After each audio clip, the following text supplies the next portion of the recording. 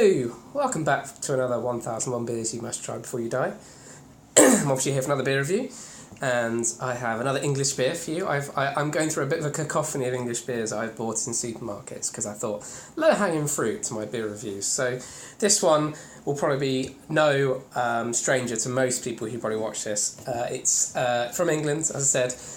First brewed in 1988. The alcohol content is 5.2%, but if you find it in draft, it's 4.5%. So, the question is, did hobgoblins ever live in the medieval Witchwood, a forest that borders the historic town of Witney in Oxfordshire? Nobody knows. But they did create this, which is Witchwood Brewery Hobgoblin. Now, Witchwood is actually now a brewery that's owned by Marston's. However, I am told this is still brewed in Witney itself, so they haven't moved the production, it's just who makes it. So, and I can tell it's a mass-produced beer now, because there's actually, the bit on the back is a promotion, so there's not even a story about it, it's just they're promoting something to do with some sort of music, festival tents, Hobgoblin branded MP3 players. Okay, well, forget that. Now, I must say, I do love the design of Hobgoblin. I like this. It is a Hobgoblin on there, or just a Goblin perhaps. And I must say, no other brewery does that sort of thing that I'm aware of. There probably are a few knocking about, but many don't go for that kind of view. It's a ruby beer, which is an interesting one. I don't think we've done many ruby beers yet, so let's crack this open. And even though it's a mass-produced beer, they do a bit of attention to detail, so even the bottle cap has their Hobgoblin on it. So, now, disclaimer, I've had this before, multiple times. I haven't had it bottled for quite some time. I don't think I've seen it on cask that often either, and sometimes I have, it's been in very, very poor condition. So I'm sure the bottled version will be absolutely fine in terms of condition. Right, what do the tasting notes say? Ruby red in colour, Hobgoblin is a full-bodied beer with heaps of malt flavour. Right, let's talk about how it looks first. It doesn't talk about how it looks. Nice big head on the top here.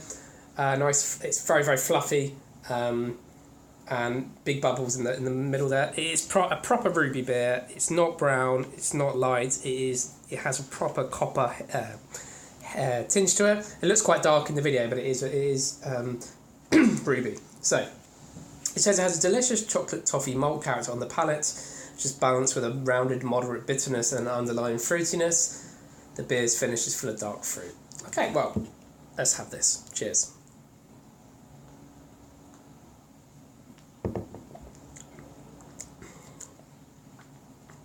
It is very fruity beer. Malt and sort of dark vine fruits, I'd say. Unfortunately, as it is mass-produced, I am tasting that slight chemical tinge to it, which is a real shame, but it is nice, actually. In terms of a ruby beer, it's got quite a lot of body to it. It's not thin at all. And the taste, that kind of caramelly, fruity taste, does linger on the palate quite a lot as an aftertaste, which is not bad at all. That's quite nice. Let's try again.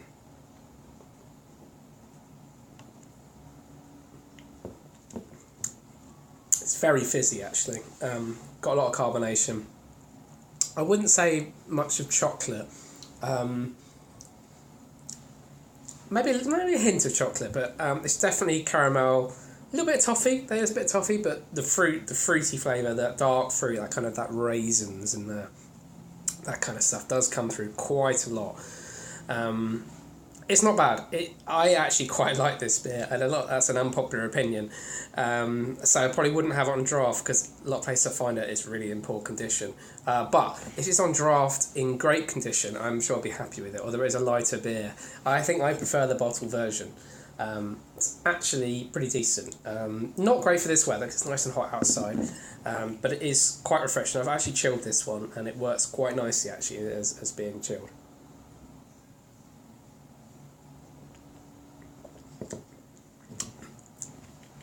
Not much else to say. I mean, it doesn't taste strong. It doesn't taste like a 5% beer. That's quite nice, or it can be quite dangerous. But it's a really decent beer. Again, a lot of people will think that I'm talking nonsense, but I think it is a really solid classic English ruby beer, and there aren't many out there. The classic sort of English beers you see out there are very much bitter, so you don't see many ruby beers knocking around. So it's only been going since 1988, so it's not a really, really old one, although kind of Hobgoblin has become ubiquitous in the brewing world now. There used to be a lot of Hobgoblin pubs, which I don't think exists anymore. I haven't seen it for a very long time anyway. They might have got rid of their pub estate, but in terms of the beers, they're not... They do some ones around Halloween as well, which actually are not bad. So I don't think...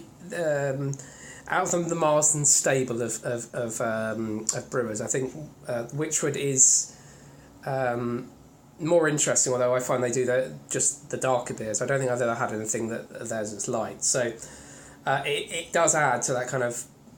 When you see this around, it adds that ruby beer, which is that style you don't see very often, so that's quite interesting outside the bitters, and obviously the hoppy beers as well, the IPAs, the golden ales, which actually in modern brewing terms in England, they've not been around that long. IPAs obviously been around for a very long time, but in terms of sort of 80s onwards, even 70s onwards, it was basically bitter.